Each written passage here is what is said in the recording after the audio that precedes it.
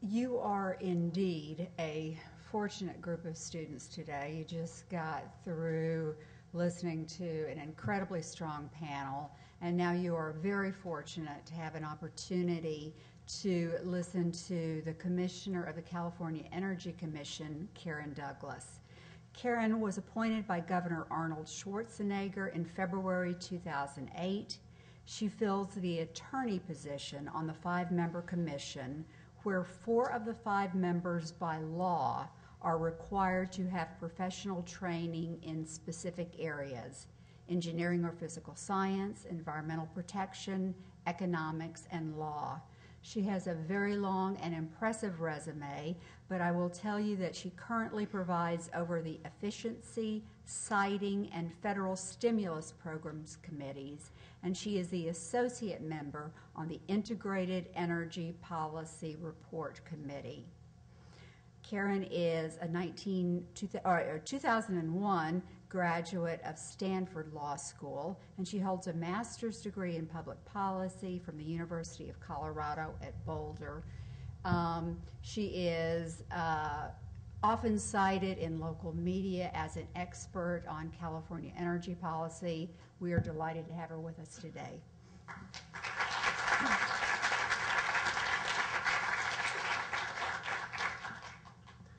Well, thank you. Thank you for inviting me to be here today. I'm delighted to do it. It's always great to talk to students who are really interested in climate and energy policy, and possibly, hopefully, will become someday really deeply engaged and really make a difference in climate and energy. California is a national and world leader in this area. We have been for decades, but we need to sustain that. We need to carry it forward. We need to keep doing this work and doing it better, and of course that's where you come in, and that's why it's a great opportunity for me to take some time and talk to you today. I'm really pleased to be here. So I wanted to start with just some basics on what the Energy Commission is, and then we'll go into the topic that brings all of you here, which is California's green energy movement and where it's going and what we're trying to do in the state and why it matters. And we'll end with a few of my thoughts, such as they are, on how you might get engaged, how you might go further in this area. First of all, what does the Energy Commission do? We do a large number of different things. Fundamentally, we're an administrative agency. We implement laws passed by the legislature. Those laws enable us to create efficiency standards for buildings and appliances. So we have standards requiring that buildings be built with certain measures that make them use less energy than they would otherwise. California's got the strongest building standards in the country. We have been world leaders in efficiency standards, and so in our most recent proceeding, we regulated televisions. Televisions, as you all probably know from personal experience, have been getting bigger. People have more of them in their homes. People tend to leave them on even longer and longer. Some people fall asleep with the TVs blaring in the background or even quiet in the background. And all of that uses up a lot of energy. So the most recent standard the Energy Commission did required televisions to be efficient and required the most inefficient televisions to be taken off the California market. So that's now in effect, and that's one of the things the Energy Commission does. We do the environmental review for thermal power plants that are 50 megawatts or greater. Thermal power plants are power plants that produce energy by using a heat source. And so your natural gas power plants and solar thermal power plants fall under our jurisdiction, as well as geothermal. What they have in common, again, is using heat. So the solar thermal plants use mirrors. They concentrate the heat source on a point or on a line, and they heat fluid and they turn turbines, and so that's where those are the plants that we have jurisdiction over. We do forecasting, so you might hear, as you get more into this area, about the Energy Commission's demand forecast. We'll do forecasting for electricity demand. We'll do forecasting for effectiveness of efficiency programs overall in our economy.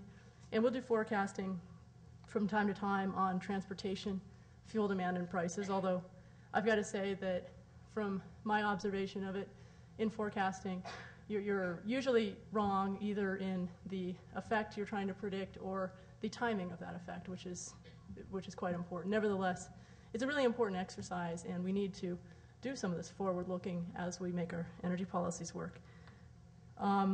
We do policy development, and we fund research development and deployment programs.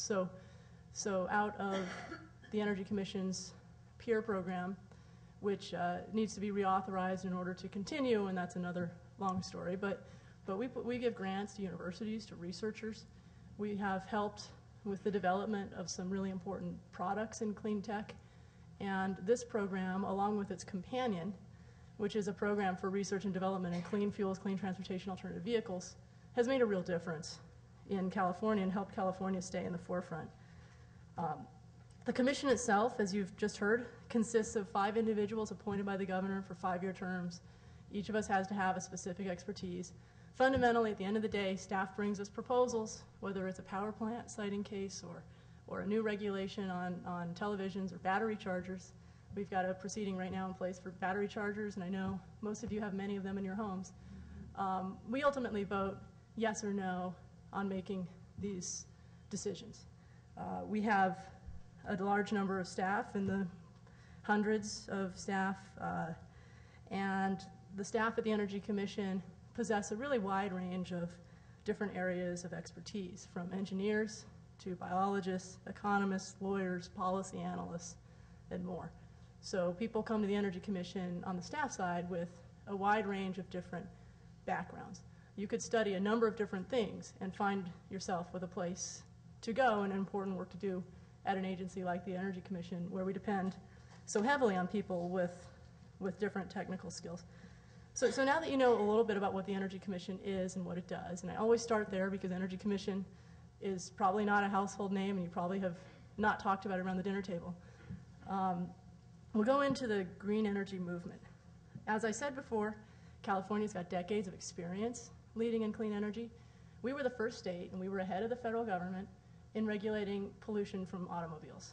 And due to that leadership, when the federal government finally passed the Federal Clean Air Act, California retained the ability to regulate pollution from automobiles. And as you probably know, we used that, and Assemblywoman Pavley authored a bill to require ARB, the Air Resources Board, to regulate greenhouse gas pollution. So suddenly a climate law. And the first climate regulation in California targeted automobiles. And as you may know, the auto companies fought that very hard.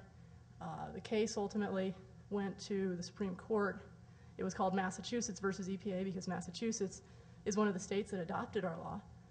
And we ultimately prevailed in that case, and out of that came the ruling that the US EPA has to deal with greenhouse gas pollution in its work. And of course, we're seeing some of the results of that. It also resulted in, with the leadership of the Obama administration, the first increase in fuel efficiency standards nationwide that this country's seen in a long time. And so this is the sort of thing that has to happen, and it very, very, very often starts here. And it starts with people working hard on bills that look like they may not have a lot of chance of passing, get legislative support, get popular support, come into law, and have a really large effect. I think that you've probably talked about AB 32. That's our state's climate law. Under AB 32, we're trying to bring our greenhouse gas emissions to 1990 levels by 2020. Pursuant to an executive order that's still in effect, we're trying to bring them 80% below 1990 levels by 2050. This is a huge shift. This is a transformational change in how our society uses energy in order to meet especially the longer-term goal. And because we have this framework in place, people in different agencies in the state, people in the private sector, in the utilities, in the automobile and clean tech are asking themselves the question that they have to ask, which is, how do we get there? What does it take? When do we need to start? What are the steps? And so you see that throughout the state, and it's a really fascinating and it's a really important exercise. Last week, the ARB passed a cap-and-trade law, so that's the first cap-and-trade law in effect. That's economy-wide in the So California has led there. But we also, under AB 32, we're doing a renewable portfolio standard, and our efficiency standards fit into it. And there's a low carbon fuel standard, which is keeping the really high carbon destructive fuels like tar sands out of our market, while incentivizing the really efficient, low impact, much better types of especially really new biofuels, like fuels made from algae. And if you ever have a chance to go to San Diego and see these amazing tubs with green algae floating on them and talk to the people who turn that into fuel to drive like motorcycles that bounce across Baja California off-road, and you know, so they're going to fuel a motorcycle that's going to compete in an off-road race in Baja California. It's pretty amazing stuff. They fuel some buses on this fuel. So it's real, and it's here, and it's now, and we can do it, but it's not easy, and it takes a lot of work. When I talk about transformation, I find it useful to use some metrics and use some numbers, because I could say to you, 13 terawatt hours, and it will mean nothing. So let me start. I'm going to now crib from a really great article by Nathan Lewis. He's at Caltech.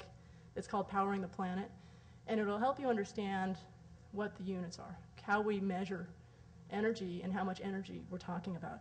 So I didn't bring my BlackBerry, but I'm sure many of you have iPads or BlackBerries, and if you do, it'll probably use about 1 watt average, and that's not very much electricity. And by way of contrast, if you were to try to power a toaster, that would be about 1,000 watts. And so you can imagine this toaster, as it's toasting your toast, it's using about 1,000 watts of energy, of electricity. Now, that's about, believe it or not, what over a 24-hour average a home might. That's a little low, but it's about what a home might use. So your toaster metric, if you just imagine that that's just like burning and burning and burning all day long for 24 hours, that's probably a little low, but that's approaching a house. And 1,000 of these toasters, these 1 kilowatt toasters, would consume about a megawatt, which is the power required to run a small jet engine. So now we're talking. Now we're into lots of energy, propelling a jet plane through the sky. 1,000 jet engines would consume a gigawatt, which is about the output of a typical nuclear plant. The plants we have in California are bigger than that. But so 1,000 jet engines gets you to a gigawatt, and then let's see here, 1,000 of those nuclear power plants, 1,000 gigawatts, gets you to a terawatt, which is 1 trillion watts. And so that just might help you think about scale. Now Nate Lewis goes on to argue that when you look at overall not only electricity but energy use in the world, you need about 13 terawatts. You need to produce about 13 terawatts of renewable energy sustainably in order to meet global energy needs. And by way of comparison, that's about 13,000 of the nuclear power plants that he used. So the scale of the challenge before us is really, really enormous. And it's a great article. He's also got a presentation. You can stream it over the web. You can watch it. I recommend it.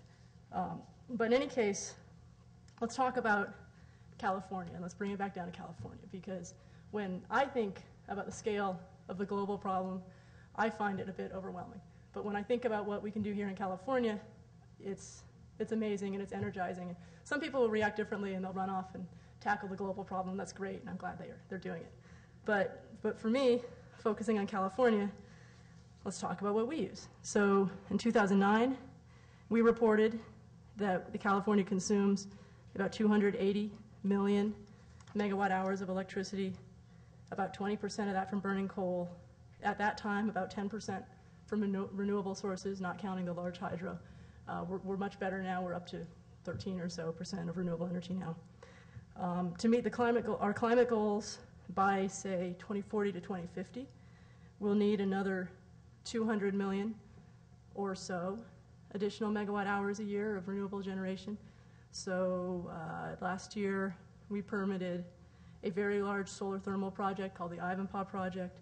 It produces, or will produce, about 880,000 megawatt hours a year. So if we had 100 of those, we'd be there. There's a big wind farm in Altamont that some of you, if you're from Northern California, might have driven by. It's very big. If we had about 100 of those, we'd be there. That's a lot. It's a lot of land. It's a lot of potential impacts. And so that's where efficiency is important. That's where we need to do other things. But that gives you a sense of what we need to do to meet this challenge. Now, the good news is that number, the numbers I'm talking about include the fact that virtually all of our vehicles have to shift to electric, plug-in hybrid, or potentially hydrogen or advanced biofuel.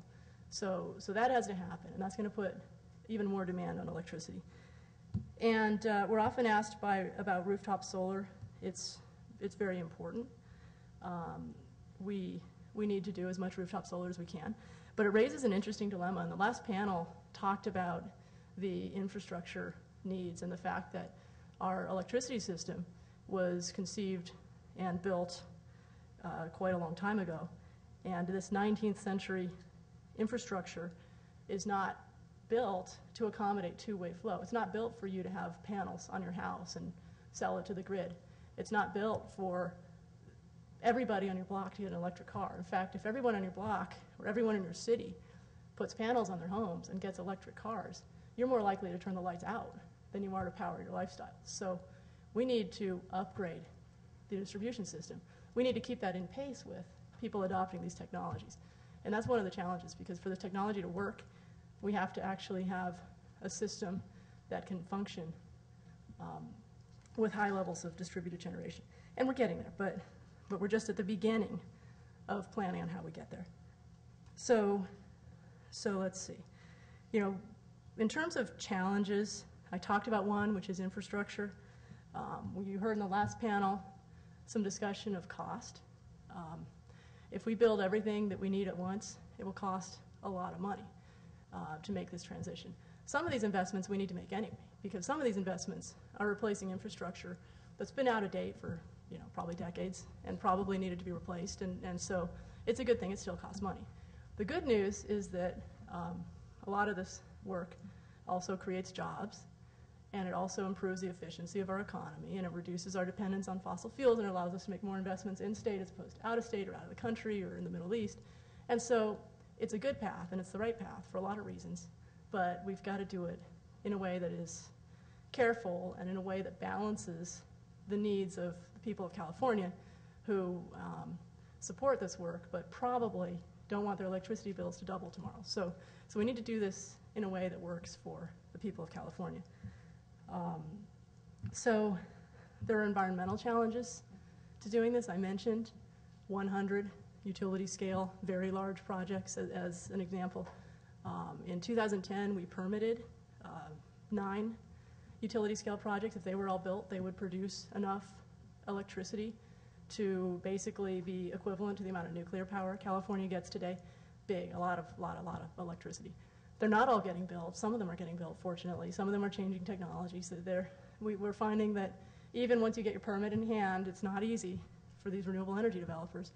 But we're getting there, and yet there are impacts. And so one of the really interesting initiatives that I've been deeply involved in as an energy commissioner is called the Desert Renewable Energy Conservation Plan. And the purpose of that plan is to think ahead to 2050 and to say, how much solar energy and how much wind and how much geothermal might we need to put in our incredibly pristine, sensitive, beautiful, often isolated California desert? How much do we need to put there? And can we do it without pushing the desert tortoise over the brink? Can we do it without pushing even bighorn sheep or fringe-toed lizards or other species that are rare, that are unique?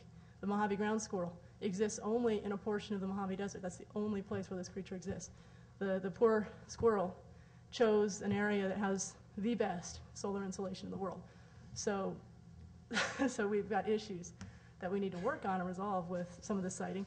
And we need to do as much as we can on your roofs. And we need efficiency and the consciousness to be part of the solution, to turn things off when you're not using it, to use power strips, because of course it's not enough to turn things off anymore, because they still keep drawing electricity. Your set-top box, if any of you have a set-top box, this is the box that receives a cable or a satellite signal that used to sit on top of your TV set when TV sets were wide enough for that to happen. It still kept the name. That thing uses about as much electricity when it is off as it does when it is on. So we have a lot of work to do, and we're really just beginning. So I wanted to mention, and I'm wrapping up here, a couple ways that you as students now, but soon to graduate, soon to consider college or other paths, and there are many opportunities out there, how you can get engaged and get involved. One I just mentioned, getting engaged on the smaller scale, being mindful of your use of electricity, understanding where that power comes from, understanding that it comes to you and it brings you great convenience, but at an environmental cost that is becoming increasingly substantial and increasingly unsustainable. So how do we do it? And there are many, many, many solutions on the household and individual and community scale. There are many, many, many people working in this field, doing it in their spare time, doing it as volunteers, doing it as members of a family, and it's effective and it's really important. Another avenue is getting involved in one of the technical fields. I'm a lawyer, and I was one of the poli-sci, although I was sort of a horizontal poli-sci because my degree was poli-sci, economics, and history. I almost forgot what the third part of my degree was. And so and both national and domestic, and it was pretty interesting and so on. But I'll never forget touring one of the algae biofuel labs at San Diego State University, where there's just such incredible innovation going on, and students are part of developing new algae strains that will produce new products, including but not limited to fuel. And just watching those students do that, it just made me think, boy, maybe I should push my daughters a little bit towards math and engineering. That would be so amazing to invent products that change the world. It's not the path I took, but it's an incredibly important path. And from the many, I've gone and seen clean tech manufacturing in Sacramento, in the Silicon Valley. It's pretty impressive and pretty amazing stuff. And there are really, really talented people doing incredibly important and great work there that can be described to me, and I can probably repeat it back, but I can never do because I didn't take that path. But it's an important path, and so those of you who want to take it, it's important. We need the engineers, we need the technical, we need the science. I went through policy, and that has been great for me. And I should say something just about how I got into this, because it's kind of funny, and it illustrates also what you heard earlier, that there's no such thing as a straight path from A to B, and so don't expect it. But I got engaged after some relatively long period of time of trying to decide what to do with my life. When I was a student at not UC, but the University of Colorado in Boulder, and we were studying public policy, I was supposed to write a paper, and it was supposed to be a balanced paper, about a controversial issue. And so I wrote it about a water project that was being proposed in Colorado, and I started doing this analysis, these are the benefits, 1, 2, 3, 4, 5, these are the costs, 1, 2, 3, 4, 5, and I sort of got to the point where it just seemed ridiculous. It just seemed like, how on earth could so many people in positions of power be pushing to build this project that has virtually no benefits and very high costs? Something like a 1 unit in benefits to 36 units in cost by the official government report on the project. So that's how I got engaged. I started working with the opposition to the project. I started meeting people who were really inspirational to me. One of the things that to leave you with is, you've got to get really passionate about something. That's how you get in the door. That's how you really move in areas. But for me, it was always about meeting people who were there already, and meeting people and me helping them helping me. And I learned a lot that way. And so people helped me a lot that way. I did some volunteer work, a lot of volunteer work, while I did my master's degree. It was really kind of a public policy degree in going off and organizing and advocating. Spent the 2 summers in Washington, D.C. with expenses, but no real paycheck, expenses paid but no paycheck, organizing, helping kind of organize our side in hearings and do Dear Colleague letters and do all the things you do in D.C. Went to Stanford Law, first of all, because I'd actually managed to do something that was impressive enough that got their attention, apparently, because I got my acceptance letter. And, it's a tough school to get into. And it was, and that, of course, opened a lot of doors, but I didn't go through any of the doors that it opened because I wanted to work in environmental policy. So I went to Sacramento and went in on the ground floor with an environmental group and was amazed at how much a person can do in Sacramento working on environmental policy, how open the system is, especially compared to Washington, D.C., how open people are and receptive people are to you getting into it. So this is a good place to be. This is a good place to work. So let's see. Find what you want to be passionate about and work on. Get to know the people, because that's where that really comes from. Follow developments, be informed and aware of what's going on. Develop technical expertise in something. Not being a technical person, what I ended up diving into due to my work on this water project was water law. Water law is really an arcane and difficult subject, and if you don't have a reason to delve into water law, you will never do it. But I had a good reason to delve into it, and so I did, and I dusted off those big tomes at the library and those, pulled up those articles that no one reads, and I got really into it. And that was important in that context. I would never have done that if it weren't for having a good reason to do it, but you have to develop some expertise. And when you do develop some expertise, people respect that, and people recognize it mostly because they don't want to go through those tomes themselves, and you've already done it, so you're valuable already. There are a lot of internships and externships that are available. Do take advantage of them. There are a lot of people here who will help you and who will work with you and would be delighted at your interests. So take advantage of it. Work with us. It would be great for us and great for you to the extent that this is what you want to do. And of course, this might not be. You might be determined to go into clean energy and 5 years later be doing something totally different. That's just the way life works. So that'll be fine too. It's the skills, it's the people you meet, it's the things you learn how to do along the way that matter. And regardless of whether in the end you're working on developing new technologies in energy, or developing new policies and implementing new policies and enforcing new policies, or whether you're doing something else as your day job but kind of part of the community and supporting this issue with other time and other passion and energy that you have, it's all important. So with that, I will stop. I think I've left time for questions. I might not have. I know it's right before lunch, so. What's our time? 12:07. Uh-oh. Okay. Yeah, maybe one question. Does There we someone go. have one question that they want to ask the commissioner? Yeah. As you said that you are starting a fund, what will these plans do to people that have jobs or how will you use them so you can create money? So that's a really good question, because I'm asked that sometimes. So we build all of these solar projects, and does that mean that all the people working in natural gas plants will lose their jobs? Interestingly, and a lot of people I come from the environmental community, and a lot of people in the community that I come out of don't like this answer, but those plants are not shutting down anytime soon. And the reason why is that solar produces a certain amount of power during a certain hours of the day, wind during other hours of the day. We are used to power whenever we want it. And as long as we maintain that expectation, which is an important expectation for the way we live and for our economy, because our manufacturers and our businesses would not be too amused with getting interrupted power all the time. We saw that during the electricity crisis. It didn't go well. We need these natural gas plants.